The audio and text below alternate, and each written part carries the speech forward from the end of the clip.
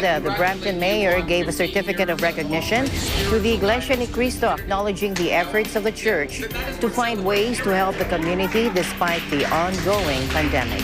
And I know it's a little bit... First in our news, U.S. President Joe Biden sought to maintain pressure on Russian leader Vladimir Putin over Ukraine. He announced a small troop deployment to Eastern Europe, even as top Pentagon officials backed a renewed push for diplomacy. As Ukraine President Volodymyr Zelensky urged Western leaders to avoid stirring panic over the massive Russian troop buildup on his country's borders. Take a look. I'll be moving U.S. troops to Eastern Europe and the NATO countries in the near term. Not a lot. Thank you. Відчуття із засобів масової інформації саме таке, що у нас війна, у нас ходять війська по дорогах, у нас мобілізація, люди кудись їдуть. Це не так. Нам не потрібна ця паніка. Russian President Vladimir Putin and French President Emmanuel Macron agreed on the need for de-escalation. Neither Putin nor his European and American counterparts had until up now appeared ready to give ground in the weeks-long crisis, the worst in decades between Russia and the West. Take a listen. But according to a Macron aide, President Putin told the French leader in a call lasting more than an hour that he had no offensive plans. The U.S. already has tens of thousands of troops stationed across mostly Western Europe. Meanwhile, the chief of the U.S. military said conflict in Ukraine could still be avoided, despite Russian President Vladimir Putin amassing more than 100,000 troops along their shared border. Again, let's listen in. First, conflict is not inevitable. There is still time and space for diplomacy. The United States, in lockstep with our allies and partners, has offered Russia a path away from crisis and toward greater security. In the West, there are many people in highly dense population centers throughout Ukraine. And if war were to break out on a scale and scope that is possible, the civilian population will suffer immensely. War is not inevitable, as the Secretary said. The right answer here is a diplomatic solution.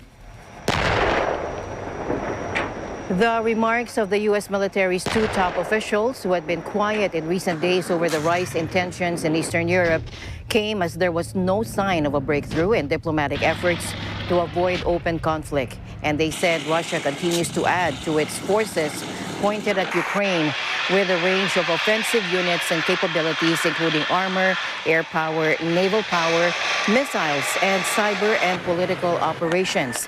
Austin and Milley stressed that Washington has no intention of sending U.S. troops to Ukraine to defend it, but will continue to support the Ukraine military with arms and other materials. However, they also stressed the U.S. was prepared to send troops to reinforce and protect NATO allies in Eastern Europe that faced a potential threat from a Russian attack on Ukraine, which is not part of the Atlantic Alliance. Meanwhile, Moscow said it doesn't want war, but will not allow its interests to be ignored. That, according to Russian Foreign Minister Sergei Lavrov, as tensions continue to simmer over Ukraine, the West has accused Russia of massing 100,000 troops on the border with Ukraine and has threatened unprecedented sanctions if Moscow invades. Take a look. Если это зависит от Российской Федерации, войны не будет. Мы войн не хотим, но и наступать грубо на наши интересы, игнорировать наши интересы мы тоже не позволим. Ну, американцы, как вы знаете, и натовцы больше месяца изучали наши предельно простые предложения, заключенные в проектах договора с Вашингтоном и соглашения с Североатлантическим альянсом, а мы получили только позавчера ответы, которые, ну, в таком западном стиле наводят тень на плетень во многом, но там есть рациональные зерна, как я уже говорил, по второстепенным вопросам. Американский ответ, ну, является чуть ли не образцом дипломатических приличий. От НАТО ответ настолько идеологизированный, настолько он дышит исключительностью Североатлантического альянса, его особой миссией, особым предназначением, что просто мне было немножко стыдно за тех, кто эти тексты писал. Потому что путь дипломатии мы выбирали многие десятилетия, после того, как исчез Советский Союз.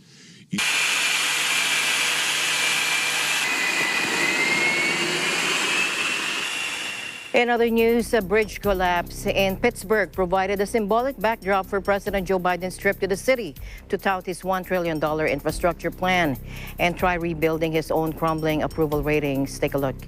Arriving in the gritty city in Pennsylvania, a key battleground state in presidential elections, President Biden motorcaded straight from Air Force One to the road bridge, which hours earlier had buckled into a snowy ravine. And this happened hours ahead of his planned speech to sell the bipartisan infrastructure law. Take a look. A bridge more than 50 years old, I think it was 150 years, it says 50 years old, but I thought it was older, collapsed right here in Pittsburgh. It had been rated in poor condition for the past 10 years. What you all know, if you don't, you should know, there are another 3,300 bridges here in Pennsylvania, some of which are just as old and just as decrepit condition as that bridge was. $327 million in 2022 alone just to repair bridges. We've got to get it on with it. We got to move. The next time, we don't need headlines saying that someone was killed when the next bridge collapsed. Meanwhile, Pittsburgh's public safety authorities tweeted that 3 people were hospitalized with non-life-threatening injuries after the road bridge buckled under a snowy ravine. For Pittsburgh's mayor, Ed Gainey, the Biden visit was a welcome one, a chance to home in on the kinds of problems plaguing post-industrial cities across the country, where bridges, highways, water pipes, and other basic infrastructure typically dates back multiple decades.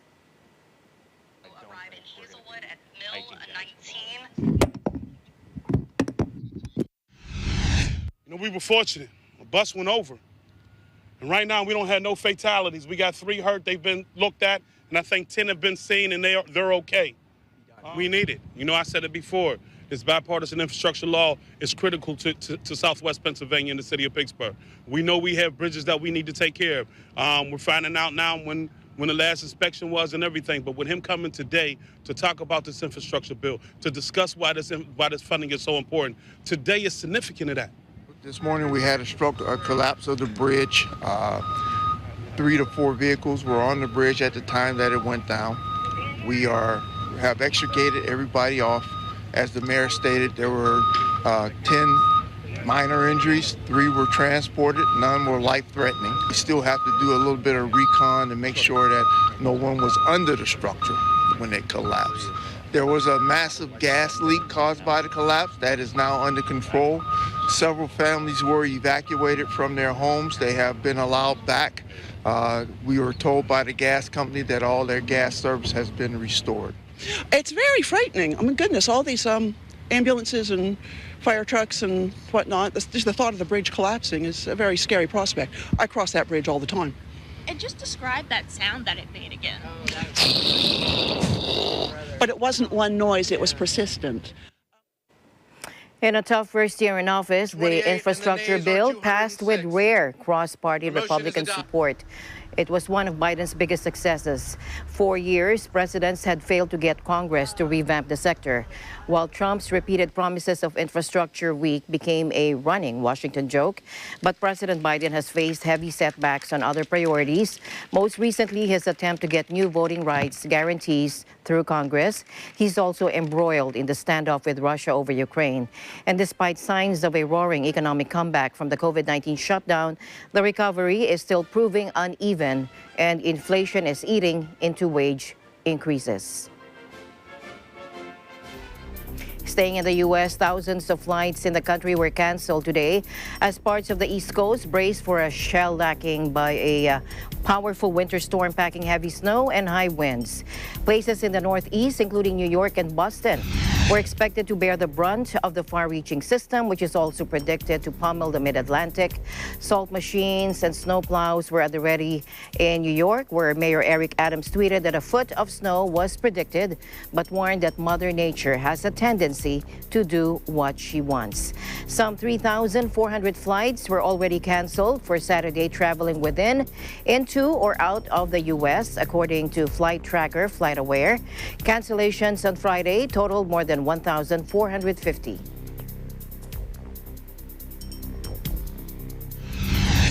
Meanwhile, torrential rains from deadly tropical storm Anna subsided on Friday, leaving tens of thousands of people across 3 countries in southern Africa cut off by flood damage, without power and living in shelters. The death toll stood at 86 across Madagascar, Mozambique, and Malawi as rescue crews battled on to access regions where roads and bridges had washed away. In Malawi, where 20 people were killed, the Department of Disaster Management said impassable roads had forced families to carry corpses by foot for burial. President Lazarus Chakwera has declared a state of emergency. Most of Malawi lost power on Tuesday, and some regions were still in the dark on Friday. Tropical storm Anna brought torrential rains when it made landfall in Madagascar on Monday before plowing into Mozambique and Malawi. The European Commission is allocating 21 million euros, or approximately 1.19 billion pesos, to support communities affected by disasters, conflicts, and the pandemic in some Asian nations, including the Philippines, according to the European delegation in Manila announcing it today. European Union Commissioner for Crisis Management Janez Lenarcic said they also support those affected by the protracted conflict in the Philippines, while further investing into the preparation and response to the coronavirus pandemic. Of the total funding, 10 million euros in humanitarian assistance will be given to the victims of Odette, which had devastated several parts of the country last year, December. The EU also said this latest aid for the Philippines would prioritize the most vulnerable conflict-affected communities in Mindanao in the need of food assistance, protection, emergency, livelihood, health, water, sanitation, nutrition services, and emergency shelters. The EU funds projects that focus on enhancing community resilience and disaster preparedness capacities in countries such as the Philippines, Vietnam, Cambodia, and Laos. In other news, Metro Manila is now at moderate risk for COVID-19 from a high-risk case classification. That according to a health official today. Here's Health Undersecretary Maria Rosario Vergere. Bumaba na po ng husto ang ating mga kaso at nakarating na tayo sa moderate risk case classification. Yun naman po sa ibang lugar, katulad po ng aking naipahayag kanina, atin pong nakikita na, no, even in the NCR plus areas, katulad po ng Cavite at saka ang Laguna, napunta na rin po sila sa moderate risk. Meron na lang po tayong mga binabantayan ngayon, especially ang Visayas and Mindanao, na ngayon natin nakikita yung pagtaas ng kaso. Vergere also noted that the case rates in the NCR plus, which is Bulacan, Cavite, Laguna, and Rizal, has also decreased, with Bulacan and Rizal downgraded to moderate risk classification. She also said the Department of Health is monitoring the situation in the Visayas and Mindanao, particularly in regions with the highest cases, Western Visayas, Central Visayas, and the Davao region.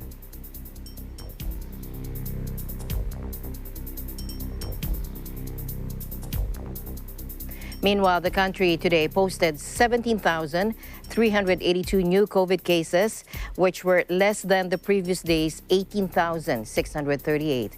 There were also higher new recoveries at 35,382, or more than double the number of new cases today. The improving numbers contributed to a decrease in the total number of COVID active cases, 213,587 from Friday's 231,658. The number of total active cases is also 6.1% of the 3,528,796 total confirmed COVID cases since the pandemic began in March 2020. Total recoveries reached 3,261,338, or 92.4%. of total COVID cases. There were 70 new COVID deaths reported today, bringing the total fatalities to 58,371, or 1.53% of total COVID cases. The Omicron sublineage BA.2, or the stealth Omicron, is said to be the predominant COVID-19 variant in the country based on the latest genome sequencing results of the UP Philippine Genome Center. Meanwhile, the Philippine government also announced a temporary suspension of its country's classification system, listing countries under green, yellow, and red categories. The new policy, which also eases the restrictions for inbound international passengers, will take place on February 1 based on the Interagency Task Force for the Management of Emerging Infectious Diseases. But there are conditions. Take a look.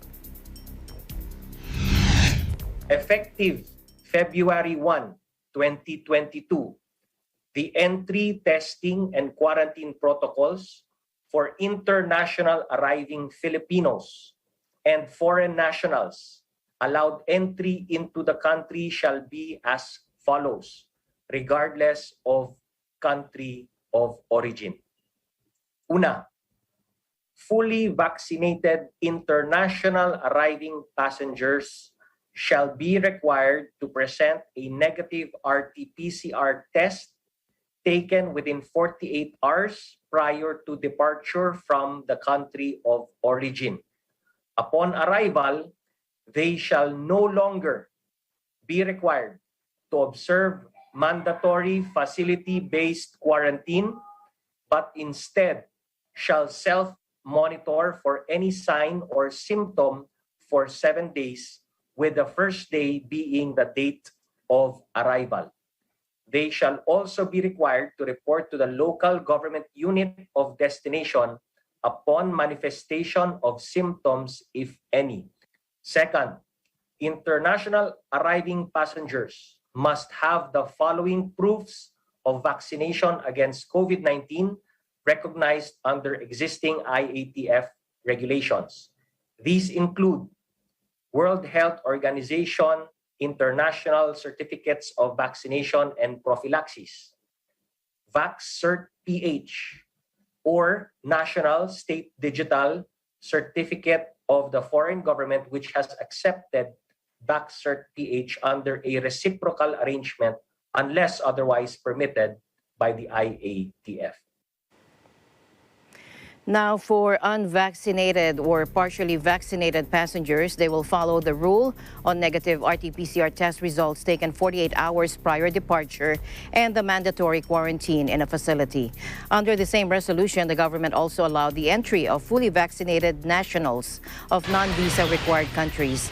Unvaccinated foreigners will be banned from entry from February 16. Tourism is a major driver of the Southeast Asian country's economy, accounting for nearly 13% of GDP in 2019, when more than 8 million people visited, according to official data. Meanwhile, Russia reported more than 100,000 daily coronavirus cases for the first time today, as the country weathers a surge of infections driven by the highly contagious Omicron variant. A government COVID-19 portal registered 113,122 new cases over 24 hours, and nearly double the number of daily infections just a week ago. The number of cases across Russia continues to rise sharply, with Omicron accounting for the majority of it. Russia's government figures have reported 330,111 deaths from COVID-19 since the start of the pandemic, the highest death toll in Europe. However, those figures are contradicted by statistics agency Rosstat, which counts COVID deaths under a broader definition and says the overall death toll is close to double the official number. To the United Kingdom now, where the Transport Secretary Grant Shapps announced that the government is dropping compulsory coronavirus tests for those arriving in England from February 11. Patricia Rodriguez from our EBC UK Bureau reports. The UK government is set to drop compulsory coronavirus tests for those arriving in England, Prime Minister Boris Johnson said Monday, as he continues to lift curbs amid declining infections. the government currently requires British and other citizens arriving into England from most countries to take a lateral flow test for COVID-19 within 2 days. Johnson, who last week announced the easing of almost all domestic restrictions after several weeks of falling case rates, noted the change would only apply to fully vaccinated individuals. Johnson did not specify a date for the change and noted that this will apply only to arrivals who have been doubly vaccinated. The UK government only sets health policy for England, while devolved governments in Scotland, Wales, and Northern Ireland administer their own rules. Johnson earlier this month scrapped the need for arrivals in England to have pre-departure tests and quarantine until they have tested negative. That had been mandated last month after Britain saw a fresh surge in cases due to the arrival of the Omicron variant in late November. Announcing that easing of the rules, Johnson said the strain had now become so prevalent that enhanced testing measures for arrivals were having a limited impact on infections while imposing significant costs on the travel industry. Let's listen in to UK Secretary Grant Shapps on the latest update. Obvious to me now that border testing for vaccinated travellers has outlived its usefulness, and we're therefore scrapping all travel tests for vaccinated people. Not only making travel much easier, but also, of course, saving about £100 per family on visits abroad, providing certainty to passengers, to carriers and vital tourism sector for the spring and the summer seasons. The UK, among the worst hit countries in Europe by the pandemic, with a virus death toll of nearly 154,000, has seen new cases fall dramatically from record daily levels late last month. But some have criticized the relaxation of so many curbs so quickly, warning it could prompt a resurgence in cases and questioning whether Johnson has been making the changes for political reasons. Reporting from London, United Kingdom, I'm Patricia Rodriguez. We live in interesting times. Hundreds of Canadian truckers converged in Ottawa for a major demonstration against vaccine mandates to cross the Canada-US border. Take a look. We should not be mandated to take vaccines. Any medical vaccine, whatever, it should be a personal choice. Also, the vaccine passports must go. They are an intrusion on our privacy.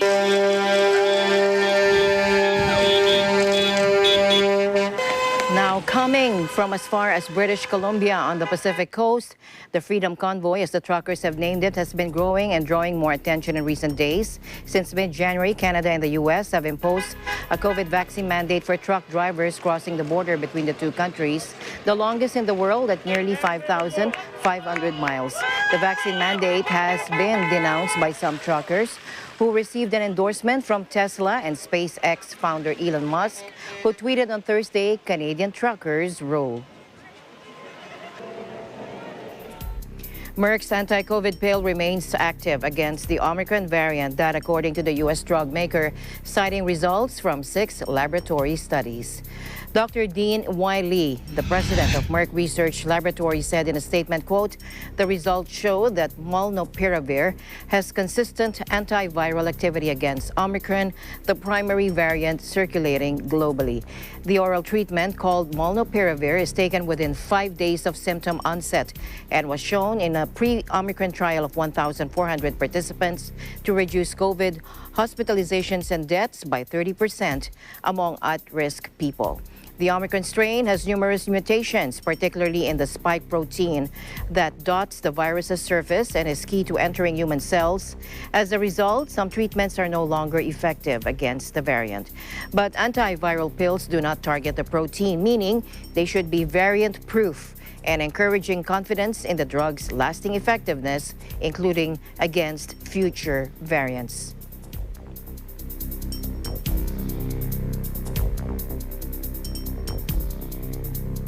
And the news continues here on Eagle News. We'll be right back.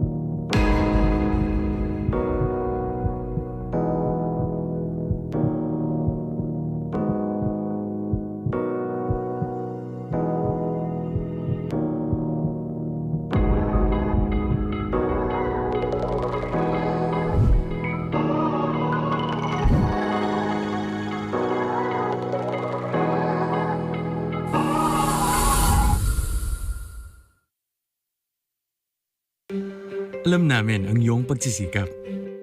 Dama namin ang iyong mga sakripisyo.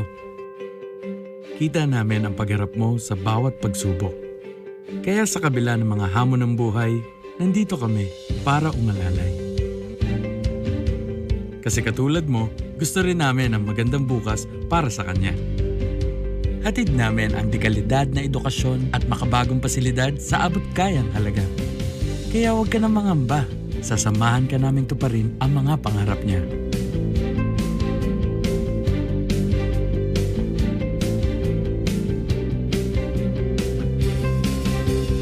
Maaasahan mong sulit dito ang mga pinagsikapan mo. Sa aming mga makabagong pasilidad at sistema ng edukasyon.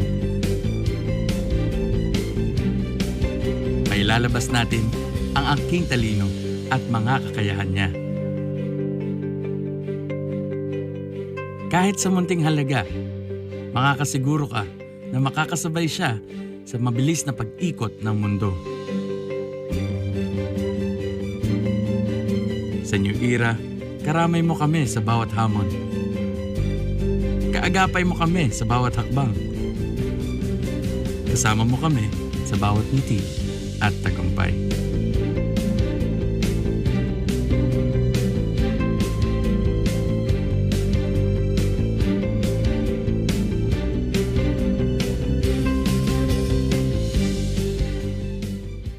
Mula noon hanggang ngayon, gabay natin ang MTRCB ratings sa matalino at responsableng panonood.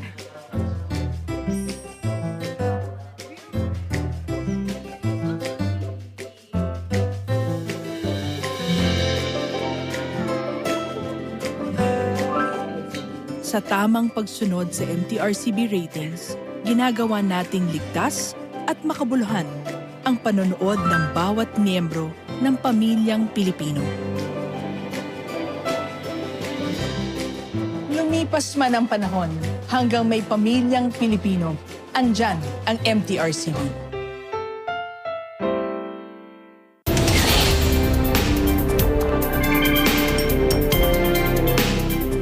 Welcome back. With key public health and healthcare indicators starting to show signs of improvement, the Ontario government released details or steps to gradually ease public health measures starting January 31st.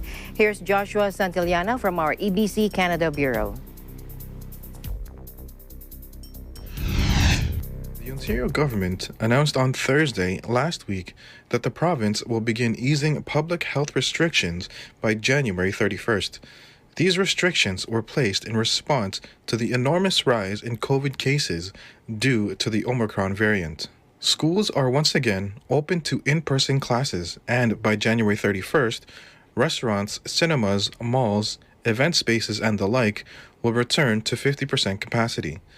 During the conference on Thursday, Dr. Kiernan Moore, Chief Medical Officer of Health for the province, explains the key factors observed in order to make decisions in lifting public health restrictions. It's not one number that we're monitoring. It is a series of data points. As the Premier announced, the percentage of tests that are positive is on the decline at 15%. So that is one indicator we're following very closely. As well, the ability to care for Ontarians in the intensive care unit setting, as well as in the hospital. We're at 100% capacity for the medical and surgical beds, but we are providing care for COVID patients in the right place at the right time. The other metric is the number of outbreaks in long-term care facilities in particular, because patients have to move eventually from the acute care sector back into long-term care, or from long-term care back into the acute care sector. So those are some of the metrics that we're following. The Registered Nurses Association of Ontario, or RNAO, released a statement urging the government to reverse course and continue with the stricter public health measures in order to alleviate the pressure on Ontario's collapsing healthcare system. We must improve the conditions so the thousands of Ontarians waiting for other hospital services, including postponed heart and cancer surgeries, start receiving them. This will not happen without addressing the nursing human resources crisis. As of January 24th, Ontario has about 67.7 thousand active cases. the highest number of active cases in the country. Just within the past 2 weeks, 602 people in the province have died from COVID. In Ontario, Joshua Santillana, Eagle News. We live in interesting times. Thank you, Josh. Meanwhile, Canada's Prime Minister will spend the next 5 days in isolation after being exposed to COVID-19. He said in a tweet, "My rapid test was negative." That was Prime Minister Justin Trudeau saying on Twitter, "I am following at Ottawa health rules and isolating for 5 days. I feel fine and I will be working from home." Prime Minister Trudeau also pleaded with people to get vaccinated. According to a CTV News report, the Prime Minister was exposed when he and 3 cabinet ministers took part in a news conference Wednesday evening following the end of a virtual cabinet retreat. As a result, he will not be present when the House of Commons resumes sitting Monday. Prime Minister Trudeau is fully vaccinated and has received a booster shot. This is the second time he has had to isolate since the pandemic began. After his wife Sophie tested positive for the virus in March 2020, he went into isolation for 14 days. Just go away unless we all do our part. We need.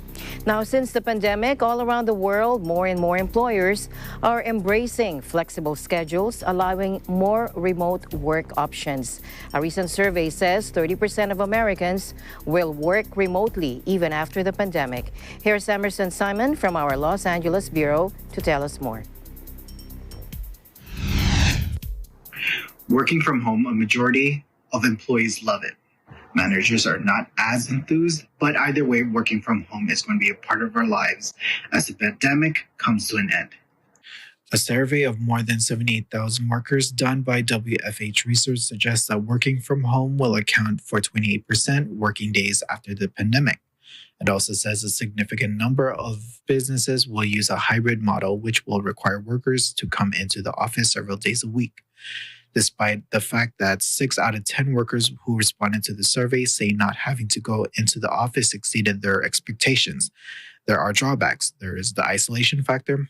People don't develop friendships with coworkers. Collaboration with others may not be as easy. Younger workers want more face time with their managers. They indicate the isolation of being stuck at home reduces their visibility. They have become the forgotten worker bees. And they say that can negatively affect them when it comes time for promotions. There's no doubt that as the pandemic eases, more and more workers are going to be summoned to the office. The survey indicated managers would like to reduce time in the home office to as little as 1 day a week. Workers, on the other hand, would like to spend at least 2 days a week working from home. But for some, the end of working from home is so upsetting that they will quit their jobs immediately. 7% say returning to the office is not an option for them. Whatever happens, working from home is not going to die out, and companies will continue to develop more effective ways of managing workers both in the office and home. This is one of many challenges of trying to do business in a tight labor market with an unpredictable economy. Emerson Simon, Eagle News, Los Angeles. Meanwhile, Britain's embattled Prime Minister Boris Johnson denied he prioritized pets over the people in the chaotic evacuation out of Afghanistan as Kabul fell to the Taliban last year. Here's Janelle Ann Kasuga for more. Britain's embattled Prime Minister Boris Johnson denies he prioritised pets over people in the chaotic evacuation out of Afghanistan after Kabul fell to the Taliban last year. Let's take a look. This whole thing is total rhubarb. I was very proud of what our armed services did with op-pitting, and it was an amazing thing to move 15,000 people out of Kabul in the way that we did. I thought it was also additionally very good that we were able to help those vets who came out as well. I can tell you that the military but you didn't intervene. Absolutely not. The military always prioritised human beings, and that was quite right. And I think we should be incredibly proud of op-pitting and what it achieved. On Thursday, the UK government denied that the British Prime Minister Boris Johnson had prioritised pets over people as Kabul fell to the Taliban. The issue involving a British animal charity fueled questions about Johnson's truthfulness as he awaits an internal inquiry into lockdown breaching parties that could determine his fate as leader. After launching its own foreign ministry emails from August, newly released by the Parliamentary Committee, showed diplomats referring to a decision taken by Johnson to evacuate the staff and animals of the Nowzad animal charity. The rushed nature of the evacuation meant many Afghans who had served the British in various capacities were left behind. The UK has now been working since to repatriate those who it can reach under Taliban control. Downing Street on Wednesday reiterated Johnson's denials about Nowzad in light of the leaked emails, and Defence Secretary Ben Wallace insisted he had been given no order from the Prime Minister to prioritise pets. Government lawyers and human resource officers, along with civil trades union, are also reportedly vetting the report. Reporting from London, United Kingdom, I'm Janelle Kasuga. We live in interesting times. In other news, 6 young people sued the operator of Japan's stricken Fukushima nuclear plant on Thursday over claims they developed thyroid cancer due to exposure to radiation after the facility's meltdown. The plaintiffs, now aged between 17 and 27, were living in the Fukushima region when a huge earthquake on March 11, 2011, triggered a tsunami that caused the nuclear disaster. Take a look. 今回、東京電力を訴える集団訴訟に参加し、先ほど東京地裁に提訴しました。私はがんですと診断された後、この甲状腺がんと福島の原発事故の因果関係はありませんとはっきり言われました。その時の何とも言い難い気持ちと母の涙は今でも忘れられません。私たちは震災当時もあった避難者に対する差別があったこともあり、この事実を人に話すことで差別を受けるのではないかと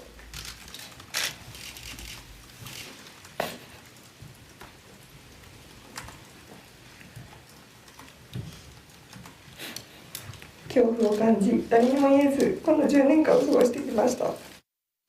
私自身の思いとして一番強いのはやはり原発事故と病気との因果関係について決着をさせたいというものです。そもそも小児甲状腺がんというのは100万人に1人か2人しか発生しない極めて稀な病気です。福島県の子どもの数は30数万人ですから、福島県であれば 2,3 年に1人出るか出ないか、そういう稀な病気です。ところが原発事故後の福島では、県民健康調査で266名、それ以外で27名、合わせて293名の小児甲状腺がん患者がすでに発生しています。医者に質問すれば頭から否定されます。質問しないのに君のがんは被爆が原因ではないからねという、そういう医者もいます。周りの人に対してそういう疑問を口にすれば、福島の復興に水を差す風評加害者としてバッシングされます。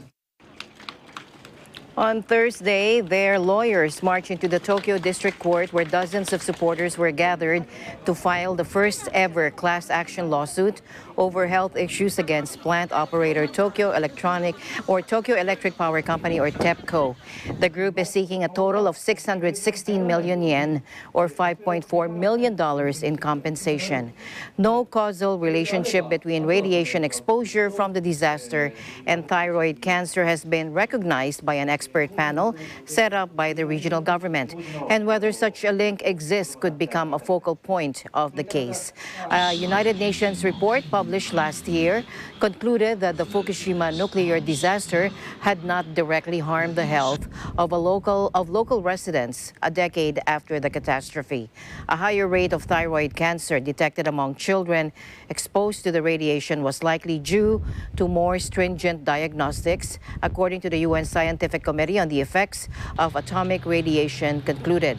But the plaintiff's lawyers say none of the cancers suffered by the group were hereditary, arguing it's highly likely the disease was caused by exposure to radiation.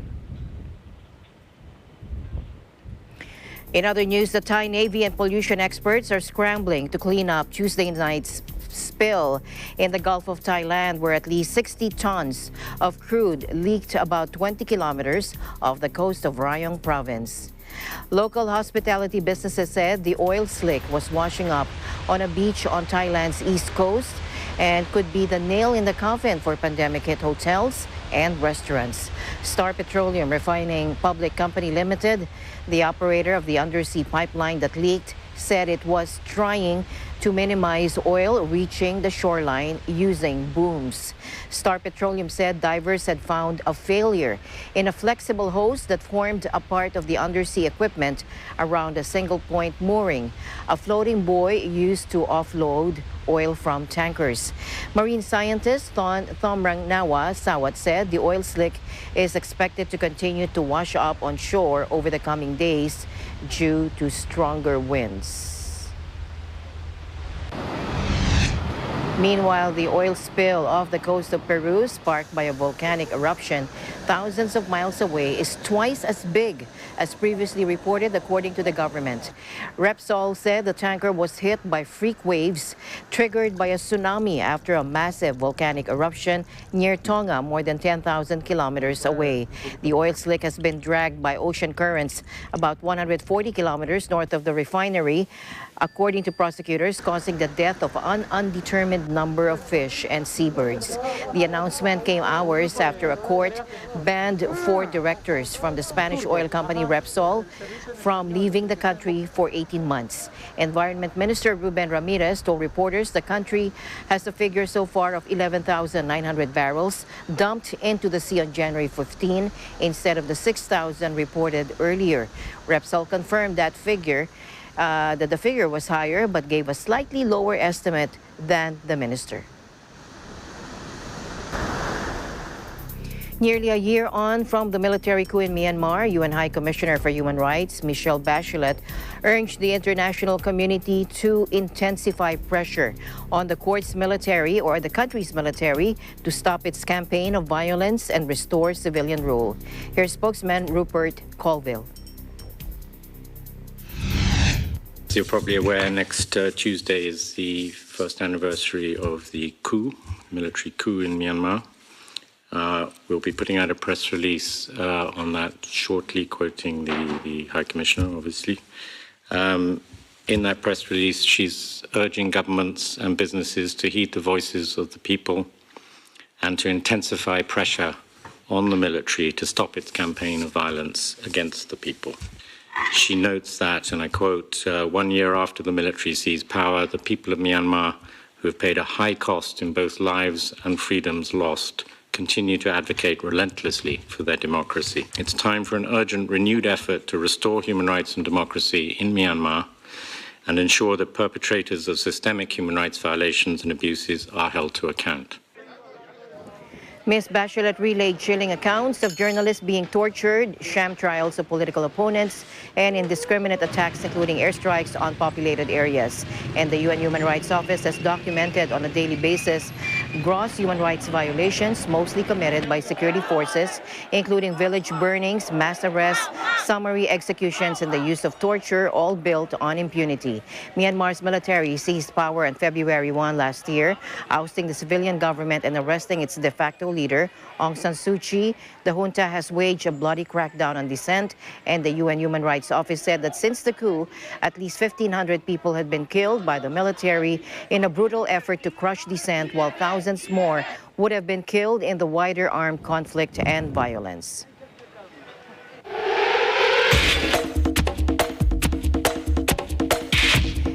Top seed Ashley Barty won the first set of the Australian Open women's singles final, 6-3 against 27th-seeded American Danielle Collins today. Take a look. The world number one was 5-1 down in the second set against fearless American Daniel Collins, but came storming back to win on a tiebreak and sweep past the 27 seed 6-3, 7-6 and be crowned Australian Open champion. Two-time Grand Slam winner Barty is attempting to become the first Australian to clinch the title on home soil in 44 years, while Collins is looking to win a major for the first time. Barty said, "It's a dream come true for me, and I'm just so proud to be an Aussie."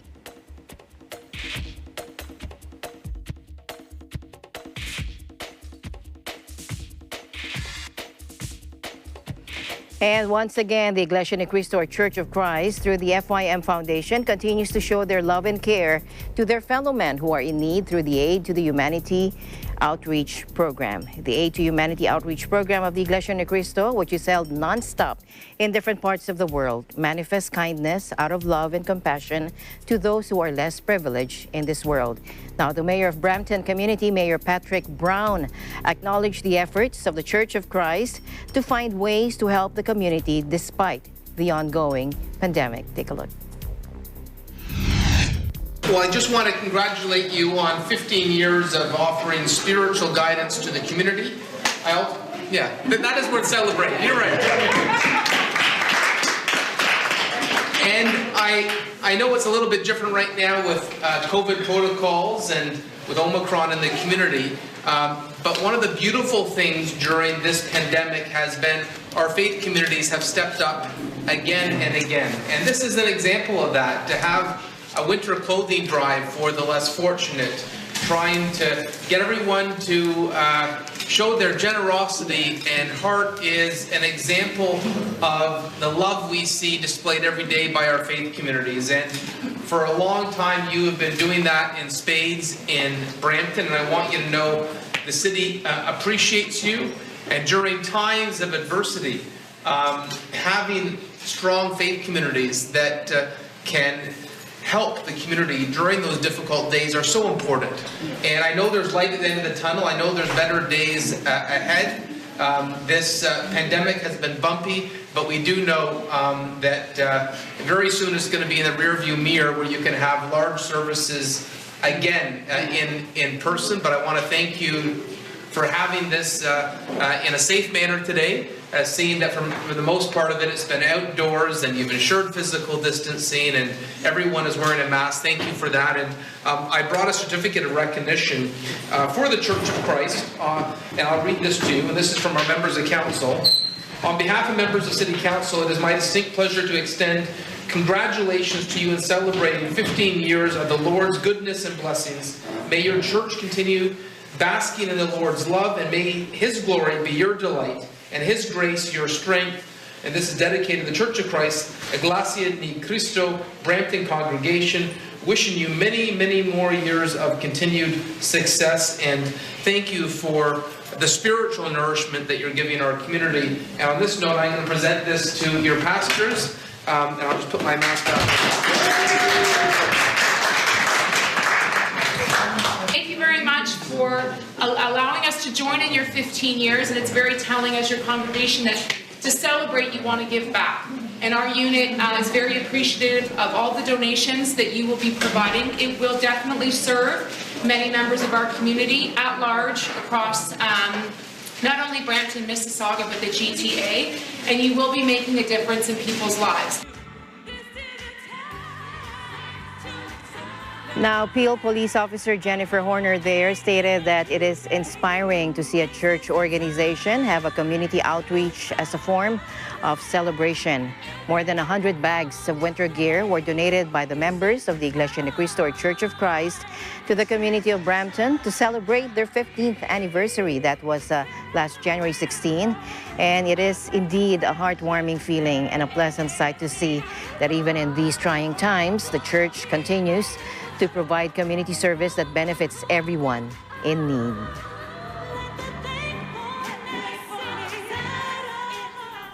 And as always, I'll end the day on a thoughtful note. Our ability to look back and smile at our past is proof that God's plan is to keep us moving forward. This has been Eagle News International. I'm Alma Angeles. We'll see you back next week. Stay alert and stay informed because we live in interesting times. Good night.